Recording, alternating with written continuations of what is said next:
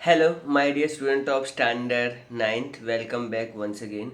And today we will start a new chapter that is natural vegetation, and this is part 1. Okay, so without any delay, let's get started.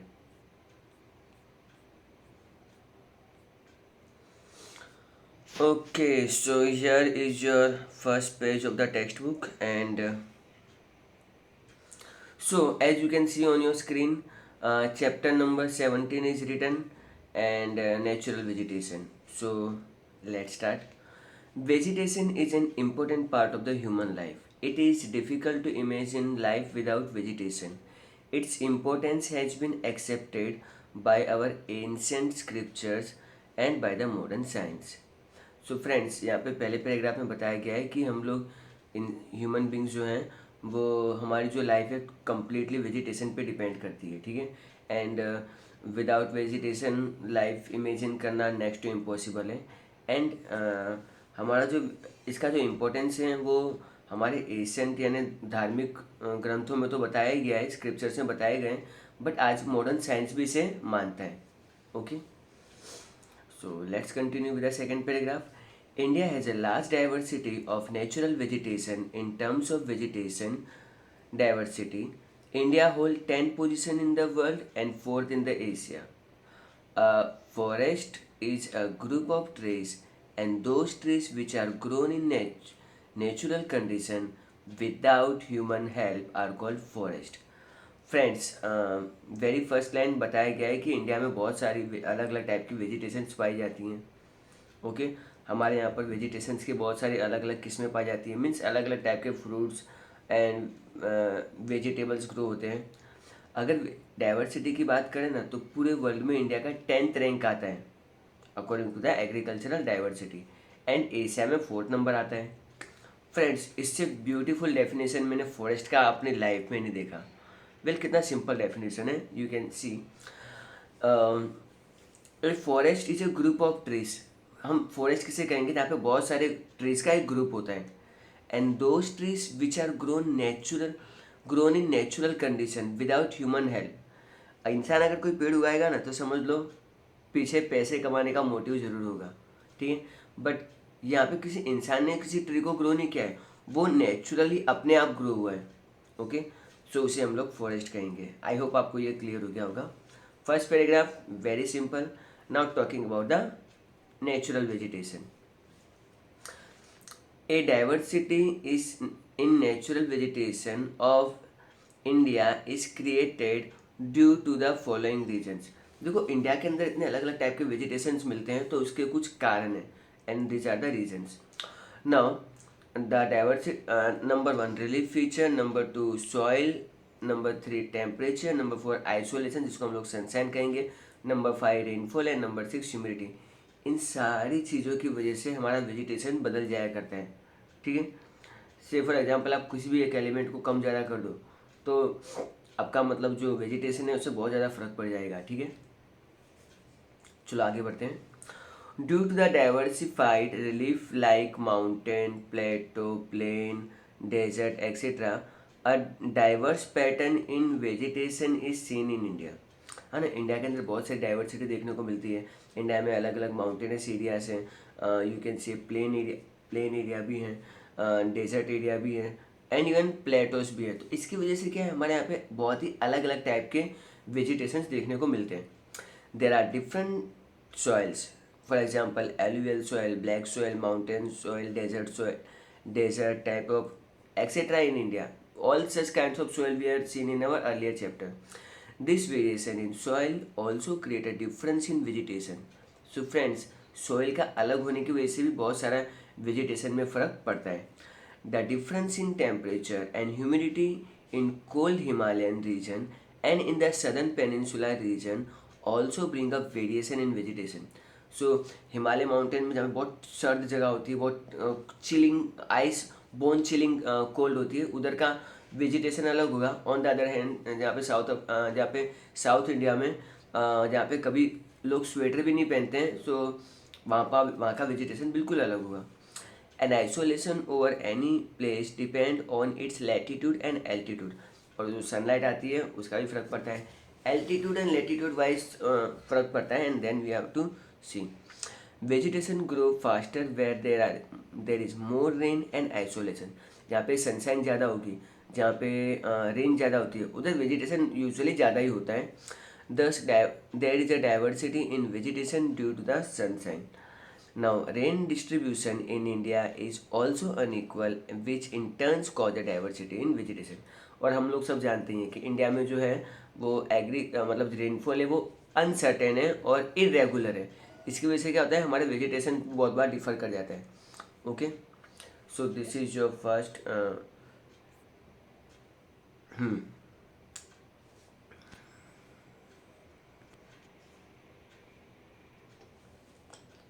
Now friends, there are about 5,000 varieties of trees in India. So India में ही मतलब आप एक नीम tree ले लो, mango tree ले लो, ये 2 types के वो ट्री हो गए। बेनियन ट्री हो गया, ठीक है, ये 3rd टाइप का ट्री हो गया।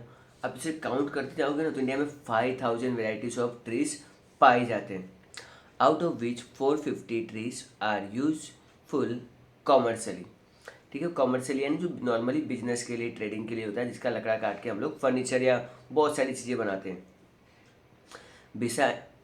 Beside about 50,000 flowering plants also grown which form about 6% of the world। हमारे यहाँ पे 5,000 टाइप के फ्लावरिंग प्लांट्स भी होते हैं, जिसमें से जो पूरे वर्ल्ड का अप्रोक्सीमेटली 6% है। Non flowering plant like fern, algae, moss etcetera are also available in our country. India is famous since ancient time for the herbal plants. ठीक है, तो इसके अलावा कुछ फ्लावरिंग प्लांट्स होते हैं, कुछ नॉन फ्लावरिंग प्लांट्स होते हैं, जिसमें हम लोग अलगे फैन को ग्रो करते हैं, जो हमारे कंट्री में पाए जाते हैं। एंड इसके अलावा जो इंडिया की खास बात क्या है वेजिटेशन में, कि इंडिया के जो प्लांट्स हैं ना वो हर्बल प्लांट्स हैं। हर्बल प्लांट मीन्स वो प्लांट तो ठीक है हम लोग कंज्यूम कर सकते हैं, लेकिन उनकी कुछ मेडिसिनल प्रॉपर्टी भी है। फॉर एग्जाम्पल, अगर मुझे सर्दी जुकाम हुआ है तो मैं कोई तुलसी खाऊंगा या अदरक वाला प्लांट खाऊंगा तो मेरे कफ और सर्दी जुकाम में मुझे बेनिफिट मिलेगा। ठीक है, तो इंडिया अपने हर्बल प्लांट्स के लिए जाना जाता है, and it is famous all over the world. About 2,000 medicinal plant are described in Ayurveda. So there are many books written on the Ayurveda that we are going to see in our standard 10th, and such type of books shows that there are 2,000 types of medical plants. Okay, and thus it can be said that India has a diversity in vegetation, and all जितना भी मैंने data देखा, all is self sufficient to tell that India अपना एक natural vegetation में बहुत ज़्यादा diversity show करता है। Now types of natural vegetation, ठीक है, so now we are suppose to discuss this. Existence and growth of any vegetation depend on the climate of the region. तो कोई भी वेजिटेशन का ग्रो होना, उसका फलना फूलना, उसका development, it's depend how the climate of that particular place. In the region of identical climate, the vegetation seen is mostly identical. If you find similar type of climate, तो वहाँ पे आपको सेम टाइप का ही vegetation देखने को मिलेगा। Regions of such ecological similarity is called natural vegetation region. Okay, तो ये जो इकोलॉजी होती है, जो पर्टिकुलर जगह की जो मतलब वातावरण कैसा है, डेट ऑल डिपेंड है वहाँ का वेजिटेशन कैसा होगा। On the basis of altitude, ठीक है, अब हमने वेजिटेशन को बहुत अलग अलग पार्ट में डिस्ट्रीब्यूट किया है। एक तो पहला तो एल्टीट्यूड, ठीक है, कुछ ज़मीन समुद्र के लेवल पे है या माउंटेन्स की हाइट पे है, कितनी हाइट पे है वो। इट एंड रेनफॉल ऑल्सो, कहीं पे रेनफॉल कम होती है, कहीं पे रेनफॉल ज़्यादा होती है। ठीक है, कम जहाँ पे रेनफॉल होगी यहाँ पे बाजरा ग्रो होता है, जहाँ पे रेनफॉल ज़्यादा होती है उधर शुगर केन और जूट ग्रो होता है। ठीक है, राइस भी ग्रो होता है of course. And differential temperature and natural vegetation regions are divided into 5 parts. Okay, so tropical rainforest, tropical deciduous forest, tropical desert forest, ये जो पहले 3 है ना, ये completely रेनफॉल पे डिपेंड है, रेनफॉल के हिसाब से इनको कैटेगराइज किया गया है। Temperate forest and grassland and mangrove tidal forest that of course we are going to see later. वो उनकी खास बात क्या है, that we are suppose to discuss very soon. So till then we are going to cover our first, that is tropical rainforest, and believe me friend, ये बहुत ही interesting topic है। Let us see. So first I would like to read its distribution and then I will going for the explanation part. See friends, tropical rainforests are found in hot and humid region where annual rainfall exceeds 200 centimeter. Mark it and highlight it, okay? And temperature is more than 22 degrees Celsius. So friends, two thing is sure that tropical rain forest के लिए हमको hot और humid climate चाहिए. Remember आप अगस्त month में बरसात आती थी, या तो बरसात आती थी या तो फिर बहुत उमस हो जाती थी. So such kind of climate is suit for the tropical rain forest, जहाँ पे टेम्परेचर कभी भी 22 से ऊपर ना नीचे ना जाए और साल भर में आपकी 200 सेंटीमीटर से ज़्यादा रेनफॉल भी हो. Such forest are found in area of heavy rainfall of western Ghat. India के वेस्टर्न घाट्स में ये बरसात होती है. And Lakshadweep, Andaman Nicobar island, upper regions of Assam and coastal Tamil Nadu region. So this are the place. And remember friends, मैंने कहा था पहले तीन जो नेचुरल वेजिटेशन है उसका जो बेस है वो है रेनफॉल. तो यहाँ पर 200 सेंटीमीटर से ज़्यादा रेनफॉल होनी चाहिए. सो ऐसी जगहों पे जो ट्रीज ग्रो होते हैं वो कौन से ट्रीज होते हैं? Well, trees found here are mahogany, ebony, rosewood, rubber etcetera. So these are some of the trees जो यहाँ पे ग्रो होते हैं. नाउ अब इनके कुछ विशेषता भी होती है, कुछ खास बात भी होती है. So what is this? Let us see. Characteristic. Trees here are about 60 meter tall और इवन मोर. तो यहाँ पे जो ट्रीज की हाइट होती है that is 60 meter or about it can be more than 60 meter also. There is more humidity due to scrubs. There is no season like an autumn. All these trees have evergreen and the forests are also called evergreen forest. इसे हम लोग evergreen forest कहेंगे क्योंकि यहाँ पे आप कभी भी जंगल में जाओ तो आपको सूख ऑटम सीजन की तरह कभी भी ऐसे मतलब लीफलेस फॉरेस्ट देखने को मिलेगा ही नहीं. ऑफकोर्स ट्रीज अपने लीव्स छोड़ते हैं पर सबका एक अलग अलग टाइम होता है, एक अलग अलग. तो at given point of time आप कभी भी उस पूरे जंगल को लीफलेस नहीं देख सकते हो और आप हमेशा इसको हरा भरा ही पाओगे. That is why it is said it's an evergreen forest. Okay friends, now here an important map that I would like to share you is that see you can see. मैं थोड़ा जूम कर लेता हूँ ताकि आपको थोड़ा easy हो जाए. You can see topical evergreen forest. Okay, so यहाँ पे ये जो अरेबियन सी वाले पार्ट वाला एरिया है, ओके, भूटान एंड इवन कुछ कुछ जगहों पे यहाँ पे आपको देखने को मिला है. एंड मैनग्रोव फॉरेस्ट आपको सी कोस्ट के आसपास कुछ ब्राउन शेड में देखने को मिलेगा. एंड थ्रोनी फॉरेस्ट ऑफकोर्स ये राजस्थान के आसपास के एरिया में. So you can guess India में कौन से फॉरेस्ट कहाँ कहाँ पर है and all that. Of course mountain forest तो आपको हिमालयन रीजन और में ही मिलेंगे. ओके, now our next topic is tropical deciduous forest. Friends, now ये evergreen forest से कैसे अलग है? Of course that we are going to see in this part. So here you can see tropical deciduous forest above my image. अब यहाँ से ऊपर की तरफ पढ़ो देखोगे distribution. Generally such forests are found in the region receiving about 70 to 200 centimetre rainfall. So यहाँ पर मैंने कहा था पहले तीन रेनफॉल पे डिपेंड करते हैं. So topical rain forest of course 200 centimetre से ज़्यादा बरसात होनी चाहिए. But in topical deciduous forest you will find rainfall ranging between 70 to 200. If rainfall range between this, then we can say that it's a tropical deciduous forest. Such forests are found in the northeastern state, Himalayan foothill, western Odisha, Chhattisgarh, Jharkhand, eastern slope and eastern Ghat, Vindhya and Satpura ranges. There is a large portion of this forest in India. And India में most probably यही जंगल सबसे ज़्यादा maximum amount में available है. And now only the name of places is given that you are supposed to remember. Now, talking about trees, major trees found here are teak, sal, sesam, sandalwood, acacia, quechua, and इसको हम लोग खेर कहेंगे, bamboo and etc. So these are the trees which are found in the tropical deciduous forest. अब यहाँ की characteristic क्या है? Let us see.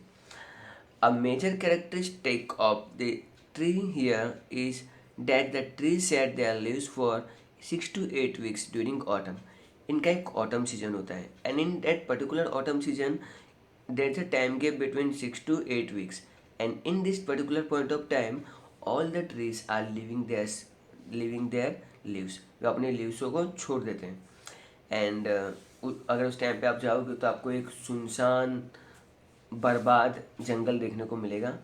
Every species have a different time to shed leaves and all the trees are never without leaves during the particular season. ऐसा नहीं कि आप सारे ट्री छोड़ देते हैं, कुछ कुछ ट्रियों का अलग सीजन होता है। सो आप कभी भी गिवन पॉइंट ऑफ टाइम जंगल को पूरा सुनसान नहीं देख पाओगे। As these trees shed their leaves according to the season, they are also called monsoon forest. And इसको डेसिडियस मानसून फॉरेस्ट क्यों कहा गया है? क्योंकि इनके एक पर्टिकुलर सीजन होते हैं and in that particular point of time उनको अपने ट्री के जो लीव्स होते हैं उसको शेड करना पड़ता है। Okay, now before let us talk about the topical desert vegetation. Will ये आपको मिलेगा राजस्थान में, some part of Gujarat, little part of Punjab and little part of Haryana. Okay, यहाँ पे आपको टॉपिकल डेसिडियस वेजिटेशन देखने को मिलेगा। अब यहाँ पर सबसे मेन इंपॉर्टेंट चीज़ क्या थी? रेनफॉल। यहाँ पर जो रेनफॉल होगी वो 70 सेंटीमीटर से नीचे होगी। एंड जगह तो आपको मैं बता चुका हूँ। So for the sake of reading I am just reading topical desert forest distribution. Generally, such forests are found in the region or receiving less than 70 centimeter of rainfall, and these are found in the northwestern region of Gujarat, Rajasthan, Madhya Pradesh and Uttar Pradesh. I don't know यहाँ पे उत्तर प्रदेश का नाम क्यों लिखा है, but may be हो सकता है कुछ जगह ऐसी होंगी यूपी में जहाँ पर 70 सेंटीमीटर से कम रेनफॉल एनुअली होती है।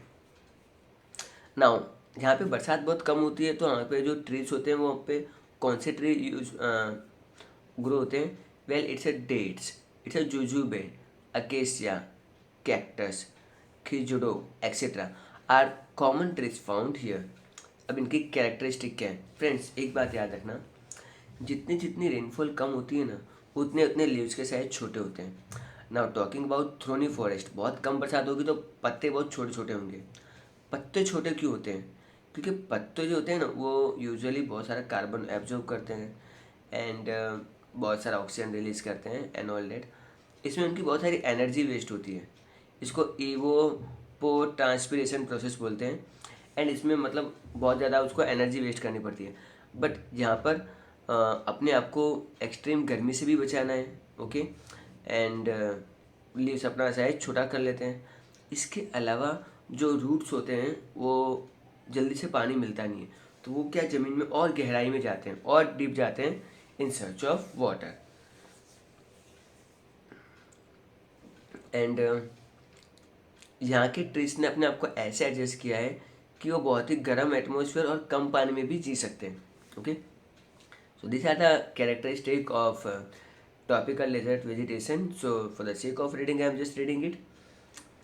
The roots of the tree and the plants here are long, deep and widespread. Leaves are shorter, which result in the slower evapotranspiration process. Okay, so let us go for number 4, vegetation, temperate and forest and grassland, Himalayan vegetation on Himalaya. Friends, right now at night 11 o'clock I am shooting this video. The reason to shooting such kind of video that दिन में बहुत शोर शराबा होता है and रात को जो साइलेंस होता है that is a perfect for the video shooting purpose and even silence में पढ़ाने का मज़ा कुछ और ही होता है। Okay, now you can C first column height is given. तो अगर आप जिस ज़मीन के सरफेस पे वो 1000 से 2000 मीटर है, then 1500 to 3000 and more than 3600। तो यहाँ पर कौन से एरियाज आते हैं that we are suppose to see? High mountains of the north east West Bengal, mountainous area of Uttarakhand. ये कुछ बंगाल के और उत्तराखंड के रीजन आते हैं जहाँ पे टॉपिकल फॉरेस्ट देखने को मिलते हैं एंड यहाँ पे usually oak and cashew nut के ट्रीज देखने को मिलते हैं। Now on height of 1500 to 3000 meter, southern slope of the Himalayas and higher areas of south and north east. यहाँ पे कनीफरस फॉरेस्ट मिलेगी। आपने क्रिसमस ट्री देखा है? ठीक है, क्रिसमस ट्री थोड़ा यू शेप का होता है क्योंकि उसमें जब आइस गिरती है तो स्लाइड करके नीचे चली जाए। तो pine, sal, silver, fir and spruce 3600 meter. अब यहाँ पर जो ट्री होते हैं इतने बड़े बड़े नहीं होते हैं, एंड ऊपर ऑक्सीजन की भी कमी होती है, तो इतने ज़्यादा आपको ट्री देखने को नहीं मिलेंगे। Higher altitude in Himalayan near snow line, alpine and the short cross, silver fir and beech. So these are the some of the trees altitude wise. And at the major characteristic of the coniferous forest tree is that it have conical shape. इसका conical shape क्यों है friends? AC area में क्या होती है, usually snowfall ज़्यादा होती है और ठंड ज़्यादा होती है, तो यहाँ के लीव्सों ने अपने आप को ऐसे एडजस्ट कर लिया है कि वो ठंड का सामना आप कर सकते हैं। The branches lean toward the surface so that the snow would slide down toward the land. इसमें उनके जो ब्रांचेस होते हैं वो ऐसे ऐसे ऐसे होते हैं, ताकि जब स्नो गिरे तो वो स्लाइड करके नीचे चली जाए, ठीक है। Tree leaves are long, pointed and sticky which can conserve humidity for a longer time. यहाँ के पेड़ के जो पत्ते होते हैं वो कैसे होते हैं, बड़े होते हैं, थोड़े चिपचिपे होते हैं, ताकि वो अपने अंदर की गर्मी को मेंटेन कर सकें और एक ठंड के मौसम को अच्छे से झेल सकें। Now talking about tidal forest. Tidal forest is a kind of forest जो मतलब यूजुअली आपको देखने को मिलेंगे समुद्र किनारे के आसपास, जहाँ पे नदी और उसके द्वारा जो सिल्ट आती है और जहाँ पे जो वेजिटेशन होता है उसको हम लोग मैनग्रोव फॉरेस्ट कहेंगे, ठीक है। Now distribution, I'm sorry for that. Now, tidal forests are located in the delta region of the river along the coast. Delta region किसे कहेंगे? जहाँ पे नदी का पानी समुद्र में मर्ज होता है। These forests are found along Gujarat coast and in a messy land along with the Bay of Bengal coast. Trees, Sundari and chair. Sundari trees and chair trees इधर पाए जाते हैं। So friends, this is for today's. I hope आपको ये session समझ में आया होगा, इंटरेस्टिंग लगा होगा। और ये कुछ पीछे का black background, I can use the light also, but मैं देखना चाहता था कि अंधेरे में फेस कितना ग्लो करता है। यहाँ पे तो इतना ग्लो नहीं कर रहा है, बट यहाँ पे कुछ ज़्यादा ही ग्लो कर रहा है। सो ठीक है, so you guys are amazing, thanks for listening and at last bye everyone.